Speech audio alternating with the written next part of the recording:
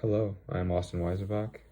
Today I will be presenting the US-China trade war and international relations analysis. This topic is important because it shows how economic conflicts between powerful countries can shape the global system. It's not just about trade, but it's about power, influence, and long-term competition. While presenting, I'll apply concepts like realism, the rational actor model, levels of analysts, international organizations, and globalization to explain not only what is happening, but why it is happening. By the end, I hope to highlight how the trade war is more than just an economic disagreement. It reflects deeper patterns in how countries behave in the international system. The US-China trade war is an ongoing economic conflict between the United States and China. These are two of the largest economies in the world. This conflict began when the United States placed tariffs on a wide range of Chinese imports, arguing that China was engaging in unfair trade practices. In response, China imposed its own tariffs on American goods. These tariffs that were placed targeted key industries such as technology, manufacturing, and agriculture, which made the conflict especially impactful. Even though this conflict does not involve military force, it is still considered a serious form of international conflict because both countries are trying to gain economic and strategic advantages over each other. What makes this situation interesting is that both countries are also major trading partners, meaning they depend on each other. This creates a situation where cooperation and conflict exist at the same time. This is why the trade war is such a good example to analyze using international relations theories. One of the main theories that helps explain the trade war is realism. Realism argues that countries act primarily in their own self-interest and are focused on gaining and maintaining power. In this view, the international system is competitive because there's no central authority that can enforce rules to prevent conflict. Because of this, countries cannot fully trust each other, and they often act in ways that protect their own position, even if it harms their corporation. In the case that we're studying today of the United States and China, both countries are trying to strengthen their economic power and global influence. Even though they benefit from trading with each other, they are still competitors.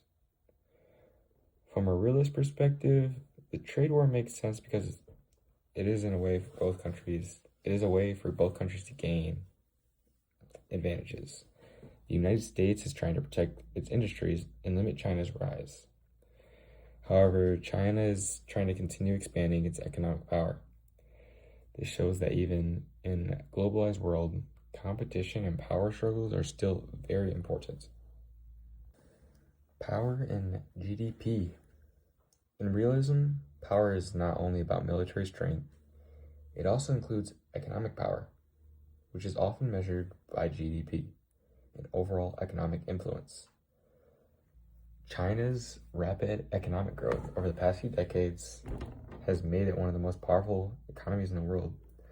This growth has allowed China to expand its influence globally, especially in trade and manufacturing. As China becomes more powerful, the United States sees this as a potential threat to its position as a leading global power. Because of this, the trade war can be seen as part of a larger effort by the United States to slow down China's rise and maintain its dominance. Tariffs and trade restrictions are used as tools to influence economic outcomes, which shows that economic policy can be a form of power competition. This reinforces the realist idea that countries will take action to protect their position in the global system. The rational actor model helps explain how governments make decisions during conflicts like this. This model assumes that leaders make logical and strategic choices based on what they believe will bring the most benefits and the least cost. In the trade war, both the United States and China are using tariffs as a calculated strategy. They are not acting randomly. They are carefully choosing policies that they believe will give them an advantage. For example, even though tariffs can hurt domestic consumers and businesses by raising prices, governments may still use them if they believe the long-term benefits outweigh the short-term cost. Each country is constantly evaluating its decisions and adjusting its strategies based on the other country's actions. This shows that the trade war is not just emotional or reactive, it is strategic interaction between two major powers. The levels of analysis help us understand this conflict from multiple perspectives, rather than just looking at it from one angle. At the individual level, decisions are influenced by leaders and policymakers whose beliefs and priorities can shape policy choices. At the domestic level, internal factors such as the political pressure, public opinion, and business interest play a major role. For example, industries that are affected by imports may push the government to impose tariffs. At the interstate level, the focus is on a relationship between the United States and China as competing powers. Finally, at the global level, the trade war affects international markets, supply chains, and other countries all around the world. Looking at all these levels together shows that this conflict is complex and influences by many different factors at once.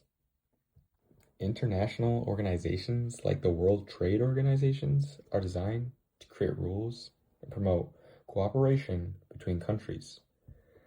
These organizations aim to reduce conflict by providing a system for resolving disputes and encouraging fair trade practices.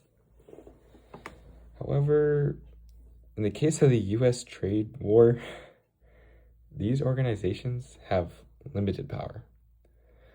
Large and powerful countries can sometimes ignore or work around international rules if it benefits them. This shows that while international institutions are important, they are not always strong enough to prevent conflicts between major powers. This idea connects back to realism, which argues that state power often matters more than international rules. The trade war is also a clear example of economic conflict. Which is different from traditional military conflict. Instead of using weapons or military force, countries use economic tools like tariffs, sanctions, and trade restrictions. Even though this type of conflict is non-military, it still has serious consequences. It can lead to higher prices for consumers, reduced profits for businesses, and uncertainty in global markets.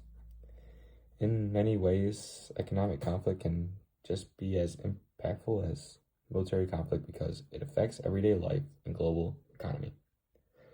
This shows how the nature of conflict has evolved in the modern world. Globalization means that economies around the world are deeply connected through trade, investment, and production. Many products are made through global supply chains where different parts are produced in different countries. Because of this interconnected system, the US-China trade war did not just affect those two countries. It's having a global consequence. Companies had to adjust their supply chains, and countries around the world experienced changes in trade patterns. This shows that globalization increases both cooperation and vulnerability, because problems in one part of the system can spread quickly. This highlights how interconnected the modern global economy really is. Here to wrap it up in the conclusion, the US-China trade war is not just an economic issue. It is a reflection of deeper patterns in the international relations. Realism helps explain why both countries are competing for power and influence. While other concepts like globalization help explain how the tariff spread worldwide, the rational actor model shows that these decisions are strategic, and the levels of analysis show that multiple factors influence the conflict. No single theory can fully explain the trade war, but combining them provides more complete understanding. Overall, this event demonstrates how economic, political, and global forces are all interconnected in shaping international conflicts. Thank you for listening. Here are my sources cited. Bye.